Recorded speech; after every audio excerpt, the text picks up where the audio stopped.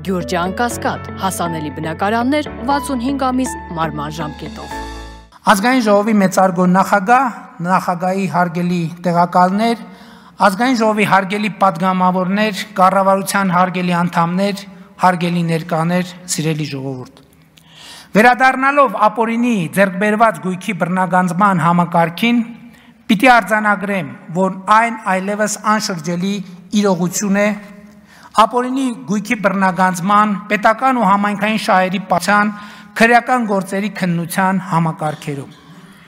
Իմ Facebook-յան էջի հատիկ առ հատիկ խորագրի նպատակը հենց այս գործընթացը ի ցույց դնելն է, որ այս գործընթացում կառավարության քաղաքական կամքը ոչ միայն չի պակասել, այլև կոնկրետ արդյունքներ է տվել։ Միլիարդավոր դրամների գույք այլևս վերադարձված է վերը հիշատակված իրավական կառուցակարգերով։ Վերադարձած գույքերի թվարկումը սկսել եմ եւ կշարունակեմ, որ հասանելի լինի բոլորին, բայց կարևոր եմ համարում ընդգծել, որ այսօր արդեն ավարտված քրեական վարույթներով, դատարաններում ավարտված քրեական գործերով,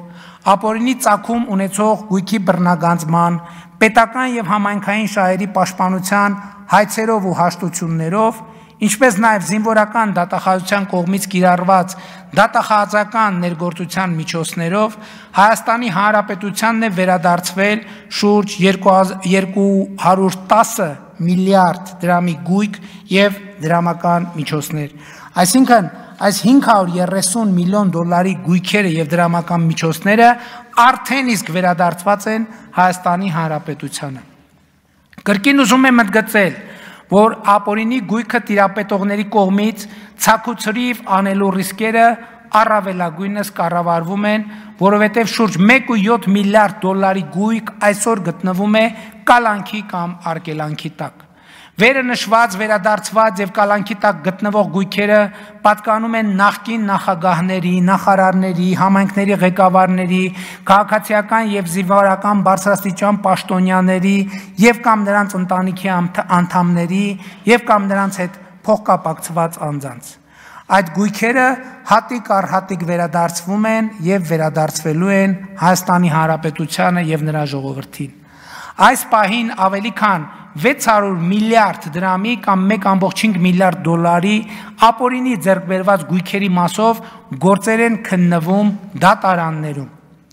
Բայց արդեն իսկ վերադարձված գույքերի թվում են Golden Palace Ծաղկաձոր հյուրանոցը, AOX-ի շենքը Երևանի ամենակենտրոնում,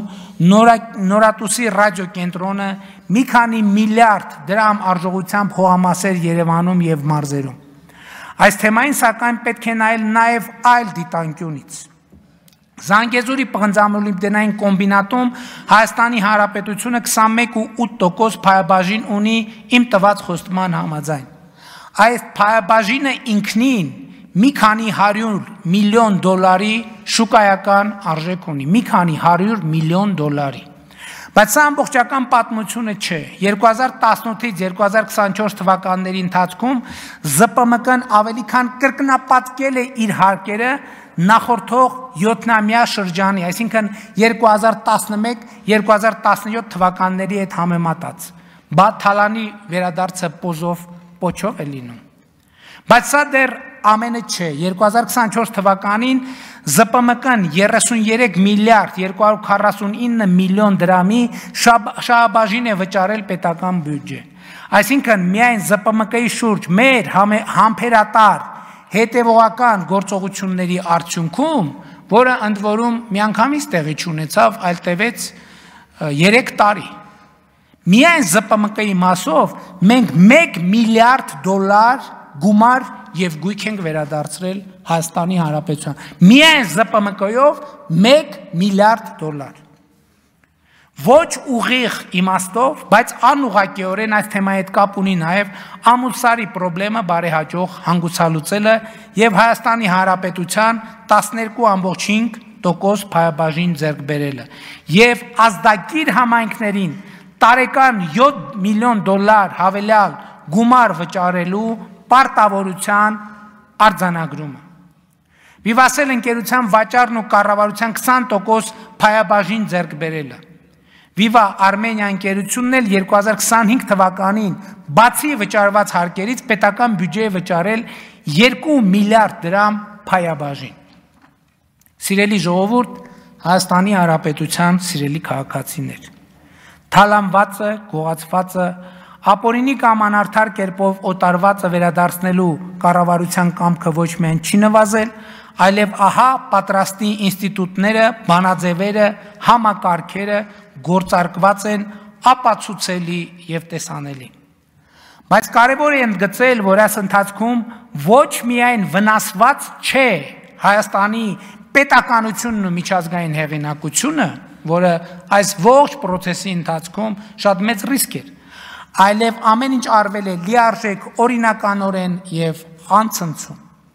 Միևնույն ժամանակ մենք 100%-ով համատարիմ ենք մնացել 2018 թվականի ժողովրդական ոչ բռնի Թավշյա հեղափոխության ընթացքում տված մեր խոստումներին, չբեմադրելով վրեժխնդրության ու վենդետաների տեսարաններ, այլ ընդհակառակը հավատարիմ մնալով պետության կայացման ինստիտուցիոնալ ճանապարհին, որը թերևս ամենաբարդ, ամենադժվար, բայց միակ ճշմարիտ ճանապարհն է եւ շարունակելու ենք գնալ այդ ճանապարհով։ Այս թեմայով իմ ասելիքը ամփոփելով ուզում եմ հատուկ ընդգծել, սա շատ կարևոր է, որ վերը նշված ընկերությունների անունների հիշատակումը այդ համատեքստում վերաբերվում է նախորդող շրջանի գործընթացներին եւ այդ ընկերություններին իմ հիշատակած հայտնի գործընթացների արդյունքում համարում եմ կառավարության հուսալի եւ վստահելի գործընկեր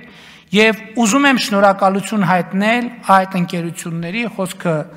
Զանգեզուրի պղնձամոլիբդենային կոմբինատի, Ամուլսարի, Viva Armenia ընկերության, մեր համասեփականատերերին արդյունավետ համագործակցության համար, որը մենք անշուշտ կշարունակենք ամենաազնիվ կերպով։